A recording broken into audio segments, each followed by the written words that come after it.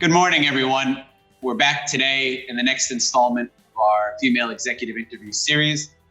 We have with us today Sylvia Wong. Sylvia has an excellent background coming from Malaysia, where she then worked in global companies in KL and then into London before coming back to Southeast Asia with a global bank in Singapore. After numerous promotions, she now works for a publicly listed consulting business as the regional finance director for Asia.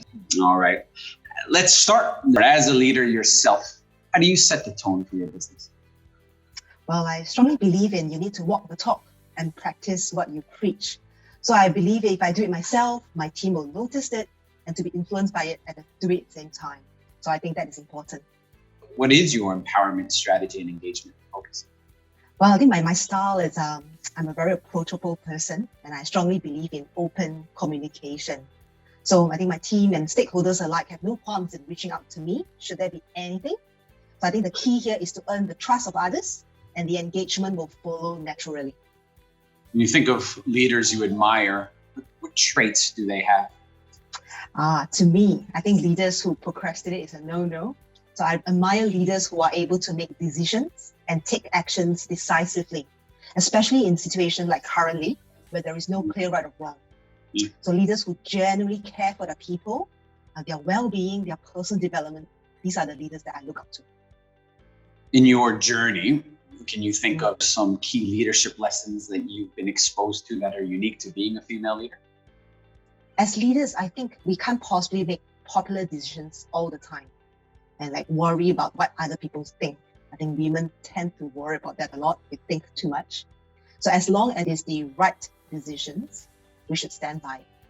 We hear today a lot about empathy. It's something executive boards are very in hot discussion around. Why is it important, and why do we need more of it in the workplace? Well, empathy is the ability to place ourselves in another people's position, understand how they feel about things. I mean, especially now, we are in unprecedented times. Many people are going through many types of challenges. So I think we as leaders can't assume we know what they are going through.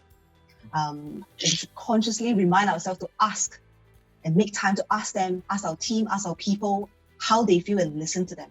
So, and I feel during this time, especially this time, leaders will take the time to understand the needs of their employees, can then provide them the support they actually need to press ahead in current times, to deal with the challenges they're facing, deal with the issues. I think previously leaders tend to assume, me included, and this was something I consciously remind myself, I cannot assume. I need to ask them how they are feeling and what they need from me. So I think at the moment, empathy is actually key.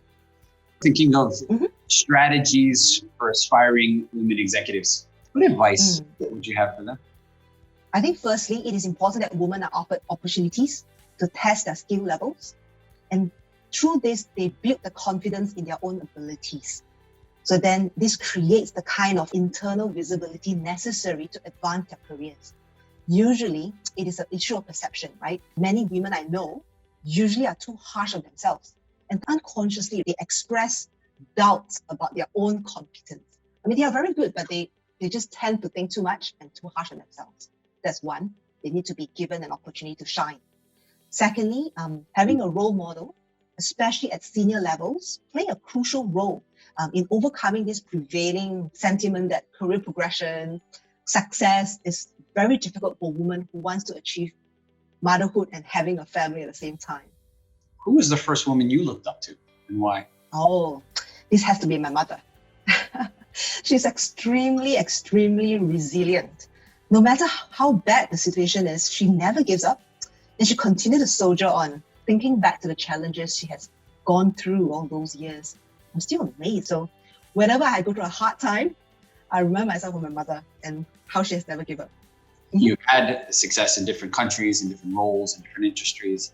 So what makes you doubt yourself, and how do you manage that? This is a hard one because I tend to do it. So whenever things do not go as planned, for example, there's an issue at work that I could have prevented or have done better, I would unconsciously beat myself up mentally over it. I'll think, I could have done this better. Why didn't I say that? I think I'm one of those women who tend to be a bit harsh on myself. I tend to think a lot. But over the years, I think I have learned to be better at consciously reminding myself that as long as I put in my very best, it is actually okay. But consciously remind myself, hey, I'm doing that again. Let's not beat ourselves for it. You've done your best. You can't predict everything.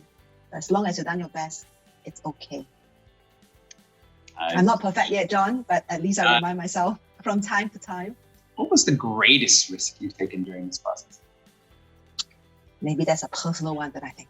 It has to be me leaving my career and a nice lifestyle back in London in 2008, leaving London, coming back to this region, Southeast Asia, to be with my then boyfriend, now husband, as at the time we didn't want to continue a long distance relationship.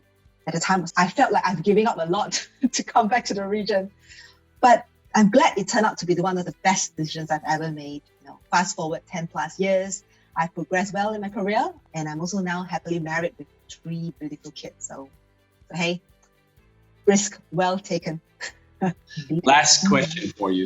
Answer the question and then continue. My hometown is, and that's important to me because? My hometown is Kuala Lumpur in Malaysia. So it is important to me because it is where I grew up, where I studied, where most of my close friends till today is from, and where I had my first job. So those were I'll call it my formative years, right? And I have many, many fond memories of my hometown. And I feel that I am who I am today. It's also largely due to those years that I've spent in my hometown. It's growing up years. So I think that sort of molded who I am today as well. So yeah, hometown is always important to a lot of people, I think. Sylvia, you've taken a lot of risks. You've also had a lot of successes. You're quite candid in sharing about doubts and about being hard on yourself. And so what you share to us is so important. And please continue to do so. And we thank you. Thank you.